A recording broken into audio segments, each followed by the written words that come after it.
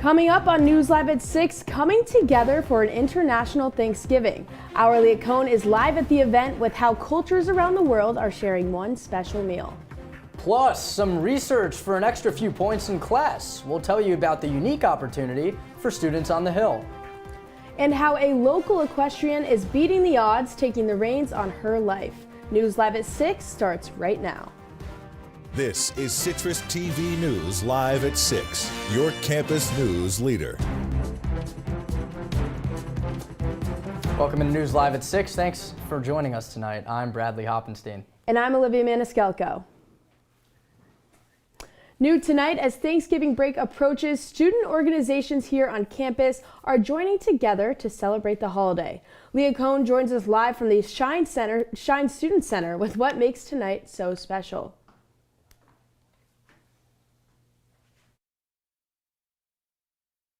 Thanks guys, we are here in Goldstein Auditorium and hi guys, we're in Goldstein Auditorium right now and I hope you can hear me because students are coming in already. Music is playing and if you look behind me, there are dozens of tables set up with plates and napkins. There are pumpkins on every table. There's bread. It is ready for Thanksgiving.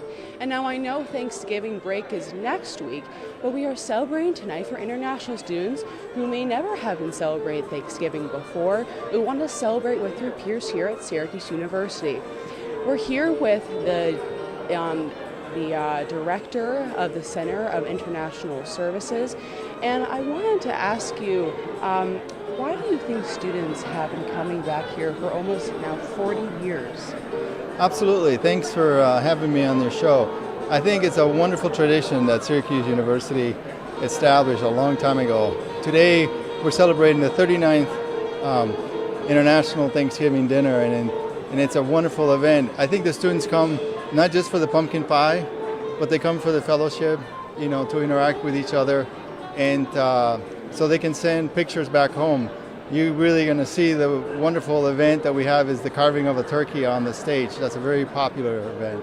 So many things that happen with this event. I understand. Now, do you know, is there a favorite food that students are continuing to come back for here? I think people are really enthused about the what is it that you put on the pies? The spray, the whipped cream. Oh, whipped cream! Yes. They love the fact that they can actually push a little button and it comes out. Of course. So that's a really favorite. But of course, they enjoy the turkey and all the ingredients. Yes. Thank you so much. And I know this event continues to 8 p.m. and we can see students are already coming in. All right, back to you guys. All right, Leah, thanks so much. Looks like a great time over there. Let's get to some new details now. Some students this semester have been participating in a research program called Citra to earn some extra credit in their classes. Our Jackson Breslin was able to learn a little more about the study and is in studio with more. Good evening, Jackson. Thanks, Bradley. I was able to sit down with Nick Bowman, an award-winning professor and head of the Citra research program. He told me about the studies and how Newhouse and iSchool students can help. For nearly 50 years, video games have been a staple in American culture. Now, the Newhouse School is conducting research through a program called Citra to study the effects of one of our favorite pastimes. So Citra is our shared research pool between the Newhouse School and the iSchool. It's the Communication, Information, and Technology Research Alliance, Citra. Nick Bowman is a professor at SU and is head of the Citra program. He explained that the research does not focus solely on video games. They're pretty all over the place in terms of there's a study where people are invited to come in and do a VR racing video game. There's a study where people are actually going to a room and looking through various TikTok accounts to try to understand what the content's like. There's research on looking right now on ChatGPT and what people think about AI and what it can do. Citra research began this semester and allows students to participate in these studies for extra credit. We have 966 students that are eligible to participate in Citra. And the way it works is that these are usually students enrolled in undergraduate courses where the faculty member has decided that it would be useful for students to learn a bit about the context of the program. For Bowman, the program is more impactful than a few extra points. You never know what study is going to make impact, right? You could find out next year that one of the studies in the Citra pool in the fall was used by the Biden administration to rewrite social media regulations. So that's not a lofty goal. Citra is already a success despite its newness. I think, the pilot semester has gone really well. We've already secured funding from the iSchool and from Newhouse, from the deans, to continue doing Citra. For many Newhouse students, the possibility of improving their grade while playing video games seems like a win. And as you saw, Citra is still growing. Professor Bowman explained to me that the support Citra has received has been crucial to its success. And while I did not get to participate in a study, here's to hoping my COM 107 professor still gives me a couple extra points. Bradley and Olivia, back to you. Thank you, Jackson. Well, I'm also hoping that you get those extra points. Well, a change is in the works for future undergraduate students. Syracuse University plans to have all undergrads be required to study abroad by 2028. While that is not for a couple of years, the plan is already off to a fast start. Our reporter Max Williams looked into how the university is doing this and its impact on student life. We know the impact that this kind of experience can have. Change is coming for student life. I feel really strongly that part of the Syracuse experience that we offer students should be the ability and the strong encouragement to either study away or study abroad. As stated in Syracuse University's academic strategic plan, under where we'll be in 5 years, quote, by 2028, we expect the vast majority of undergraduates to have a credit-bearing study abroad or study away experience by the time they graduate. Jamie Winders, Associate Provost for Faculty Affairs, has been a big part of this plan. Is he at all concerned that this could drop acceptance rates or acceptance numbers and hinder students from wanting to, study here who don't really want to study abroad? So, I think this is a good question, but I don't think so. Here's why. So we talk most frequently about study abroad because Syracuse University has these amazing brick and mortar sites in Florence and in Madrid and in London. And while many students stay on this campus for all 4 years, that will soon no longer be an option. But the question is, what if students can't afford to leave? Doubling the amount of financial aid available for study abroad. According to the Syracuse Abroad website, 2,000 students a year study abroad, now with more to come. Going to double the capacity in Florence, doubling capacity in DC and in New York, and we're substantially enhancing capacity in Los Angeles. What do you mean by increased capacity? Does that mean buying more dorms and more classrooms? More classrooms, expanding the on-site facilities that are there so that we can house more, we can arrange housing for more students. We have more classroom space. Winders says this would not be possible without the funding from the study abroad programs, but one thing still remains. So there wouldn't be necessarily an increase in tuition costs? I don't think so. And CitrusTV did reach out to some professors, but they said they did not want to be on camera, but did mention that they had some concerns about the plan. Live in Syracuse, Max Williams, Citrus TV News. Max, thank you so much. Olivia, I know you went abroad. I myself did not, and it's one of my regrets I have about my time here. Yeah, I went abroad. It was awesome. Some nice weather as well abroad. Just like we're seeing in Syracuse today, it's like just as we're leaving, the sun is coming out. It's crazy. Yeah, today was like the perfect fall day. I'm hoping it doesn't get cooler over the next few weeks, but we know when we get back from Thanksgiving break, that's crunch time. That's when the snow starts. That's when it gets real chilly. Max Williams is here with what we can expect over the next few days, though. Good evening, Max. Yeah, Bradley, well, we won't be expecting any snow just yet, but it was a beautiful day today. Very sunny, very warm out there, very unseasonable for this time around. And we're still fairly warm, 50 degrees in Syracuse right now, and it feels like 52, so it's even warmer than what the real temperatures are saying. And then looking at our temperatures across the region, we're fairly warm. The lowest in Cortland right now, and then the highest in Rochester, Ithaca, and Elmira at 52. Now going into tonight, temperatures are not going to drop too much, only to the low of 43 once we reach 11. And it's going to be a pretty clear night, but a little chilly. So if you do plan on going out, just make sure you wear a warm jacket. Guys? All right, Max, thank you. Will do. Well, the Syracuse airport is predicting a record number of travelers this Thanksgiving. The Thanksgiving travel season stretches from tomorrow until the Tuesday following the holiday. And airport officials say they expect an increase in flyers from last year thanks to new airlines flying into central New York and more direct flights. They, of course, recommend arriving at the airport at least 2 hours before your flight. TSA checkpoints are also opening a little earlier at 3:30 a.m. to handle the influx of morning travelers. The airport also says to pre-book your parking as those spaces are going to fill up pretty fast. And staying in the skies, if you're looking to escape the snowy central New York winter for the Sunshine State, you might just be in luck. Frontier restarted their nonstop service to Fort Myers and Orlando today. The airline says fares for the Florida-bound flights start at only $49. And if you're looking to hit the slopes this winter, they also fly nonstop to Denver.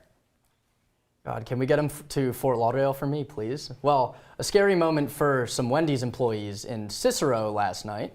Police say they were called to the store on East Circle Drive after a former employee made death threats to those working inside. They say 28-year-old Yo Bazari showed a gun and then threatened to kill some of the workers, and then he left the scene. Thankfully, there were no injuries reported, but he has a record with police. He once led police on a chase and crashed into several police cars. Police are still investigating the Wendy's event overnight.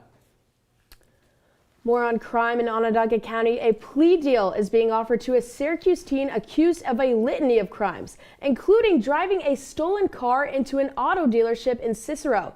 17-year-old Dakota Armstrong was offered a 10-year prison sentence by the Onondaga County District's Attorney's Office. Armstrong is accused of committing 11 burglaries in a 2-week stretch, including breaking into 5 other car dealerships. The assistant county DA says Armstrong caused between $100,000 and $250,000 in property damage. Upstate New York hadn't had a Special Olympics equestrian team since 2010, but this fall that all changed. Our Nicole Aponte spent time with this team. Nicole, good evening. What have you learned after getting to know some of these athletes? Well, hey, Bradley, from the athletes to the coaches and parents, this entire team is made up of some of the most incredible people I've ever met. But there is one particular athlete on the team that's beating the odds and taking the reins of her own life. Cornell University is home to about 16,000 students, 300 buildings, and 85 horses? I always wanted a horse. Kinsey Henry can rein in any of those horses at the stables, but rides Moonlight at practice. Coming here and learning how to ride and how to grow into the sport a lot more is something I really want to do. She's a proud member of the Special Olympics equestrian team, the High Riders, in Ithaca, New York. It's not all about winning. It's basically going out and showing people that you can do this, and also that you can prove to yourself that you can do this. This isn't Kinsey's first rodeo when it comes to Special Olympics. There's nothing she won't try. I've started in bowling, I've done track and field, I've done bocce, I've done everything that you can think of. You see, Kinsey is on the autism spectrum. It was a bit difficult to coach her at first because I could tell when she was getting uncomfortable. She had a face that she would make. Paula Wedemeyer is one of her coaches. No horseplay here. She's seen a huge difference in Kinsey With the saddle. over such a short time. So it took a while for her to, I think, build the trust and become vocal. And I told her one time, I said, you'll never control your world if you don't speak up for yourself. Kinsey has wanted to ride horses her entire life, but there were no teams in upstate New York for anyone with special needs to join. Until the idea fell into someone's lap who lives right here, just a few miles from Paula. Good boy. Earlier this year, Lisa Kreisman gave Paula a call. I really wanted a professional coach that would make sure our athletes were safe. I wanted it done right. Before they knew it, the team was ready to head to the starting line. These are the same athletes that no one wants to give a chance, but yet here they are on horses, mastering that horse and keeping them under control. She's also kept track of Kinsey's progress in this binder. Speaking in front of groups, improving her physical ability, time management, and confidence. Kinsey's a friend to her coaches, her horses, but especially her dad. It's what you always want for your child. You always want your child to be able to succeed. You want them always to be able to do what they're capable of doing. Kevin Henry is her #1 fan. He can't believe how far she's come. You could see differences from week to week, confidence between herself, between her and the animal, between her and the coaches. So at Skidmore College, it was time to put her skills to the test. Kinsey took her horse up to Saratoga, and at the state games, her horse naturally won. If you go out and put all your heart and soul into it, you know you didn't leave anything behind. Many of us can doubt our ability to do something we actually want to try. But sometimes, believing in yourself is all it takes. Keep pushing forward, even though there's going to be times that you want to quit, but never give up. Well, Kinsey's an inspiration to anyone who knows her. She also tells me that equestrian is by far her favorite sport she's ever done with Special Olympics, but she plans on riding when next year's Fall State Games comes around. It's been such a pleasure getting to know Kinsey and that entire team. It's been amazing. Thank you, Cole. I think you're trying to make me cry. And wow, that was She's truly, just absolutely amazing. So truly I'm glad that inspiring. I was able to be a part of their lives for just a little bit. Such an inspiring story and a really heartfelt message at the center there about just being you. yourself and pushing yourself to the limit. Well, hold your horses. Still a lot to come on News Live at 6 tonight. One Empire State representative making a big announcement today. The reason one congressman won't be running again when we come back. And what do pandas have to do with U.S.-China relations? We'll have that answer for you on the other side. It's not that hard. My big man fingers are having a problem with these little tiny buttons. Whoa, watch it there. Your blood pressure's gonna go through the roof. Tell me about it. I'm trying to learn how to get it down. Instead, it keeps going up. High blood pressure can increase the risk for heart attack or stroke. Learn how to keep yours at a healthy range. Ever hear a voice command?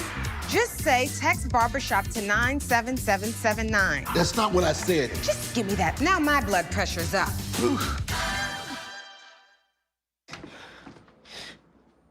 Your daughter just had her first breakup. Do you A, put yourself in her shoes? B, console her? Don't worry, sweetie. This is gonna happen a lot. Or C, find her a new boyfriend? Nice, single boys. That was weird. As a parent, there are no perfect answers. But you don't have to be perfect to be a perfect parent. Thousands of teens in foster care will love you just the same. Every time I hear the alarm bell go off in school, I think it's an air raid. A lot of houses in our neighborhood have been destroyed. I like to close my ears and sing songs whenever the bombs come close. I'm worried our new neighbors won't like us. But I know it's all gonna be worth it. I just want my family to be safe. But these are not my words. These are not my words. These are not my words.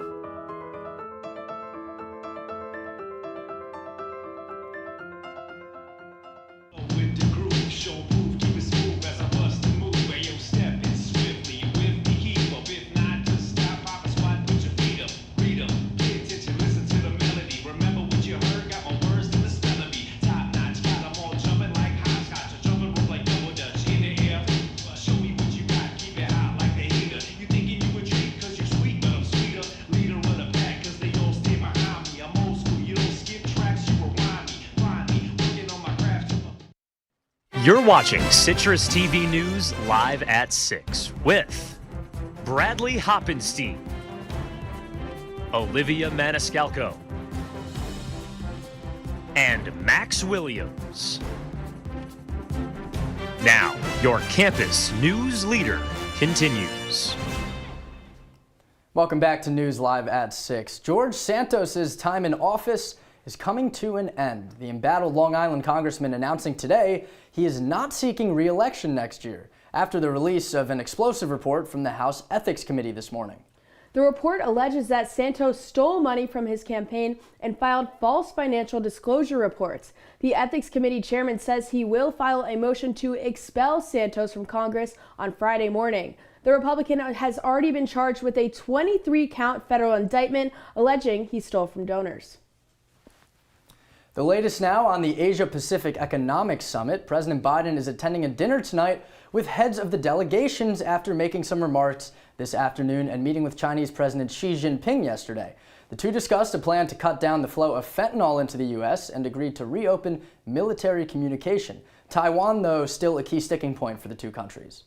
She went to dinner last night with prominent American business executives, Apple CEO Tim Cook, and Tesla leader Elon Musk, just a couple of the big names at the table, with Xi telling them the two countries have to choose between being adversaries or partners. She also told CEOs some of the country's cutest could be coming back after leaving the U.S. just a few weeks ago. That's right, Olivia. Another result of Biden and Xi's meeting? Pandas. Look, there they are. Some pandas. The Chinese president hinting that the country could be sending pandas back to the U.S. to be, quote, envoys of friendship between the Chinese and American people. The first pair could be arriving soon, with Xi mentioning the San Diego Zoo as a possible location. The tradition of China helping the U.S. with panda conservation started back in 1972. Polling has shown, though, that the majority of Americans view China as a critical threat. And when we come back, a full look at your Thanksgiving break forecast. Stay with us.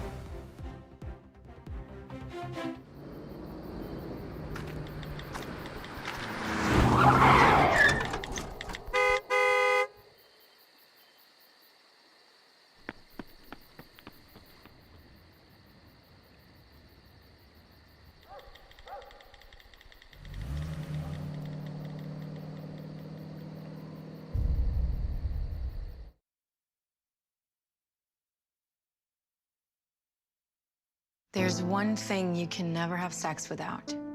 It's not something you buy. Or something you take. In fact, there's only one way to get it. It has to be given to you, freely. It's consent. Because sex without it isn't sex. It's rape. Consent. If you don't get it, you don't get it. It's on us to stop sexual assault. Learn how and take the pledge at itsonus.org.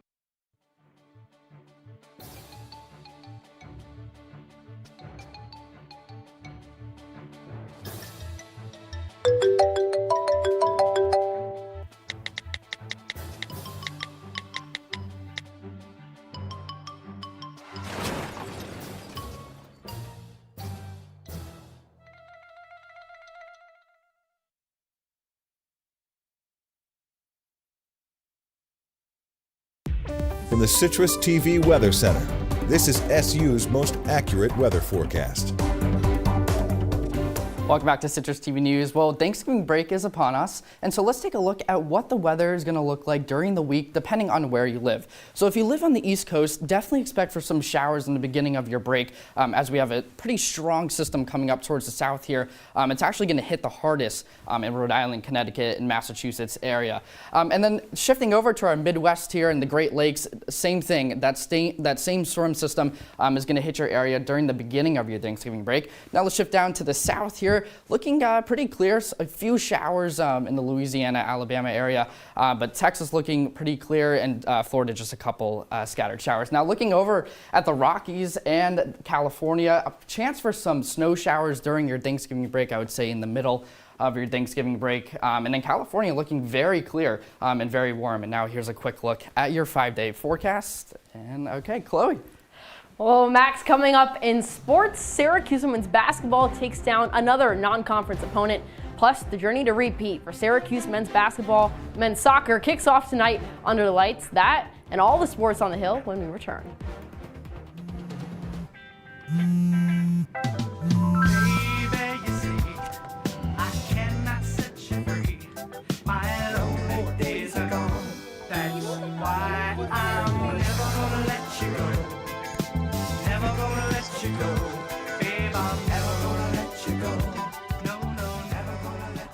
Here you go.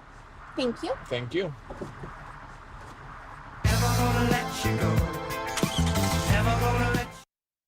Welcome to my house. Everybody's pretty tired of each other. The walls were closing in. Clearly a case of too much family, too close, 24/7. If this sounds like your house, try going someplace new. YourLifeYourVoice.org. You'll find lots of ideas to help you handle the family stresses of being confined to close quarters. YourLifeYourVoice.org. It could help you find a little more breathing room. The black truck? Hey, Christina from accounting. Yeah, hi. Hey, I used to date a girl named Christina. Oh, really? Yeah, and then she dumped me for my best friend. You want to see some photos of them that I took? I don't. I thought we talked about this, buddy. Buzz and overshared again? Yeah. Yeah. I'm gonna call a car. That's a smart idea. So, yeah, I know. That's why I did it. Hey, you're gonna get back to the top of the mountain. Does that mean I'm gonna get back with Christina? No. Oh. No.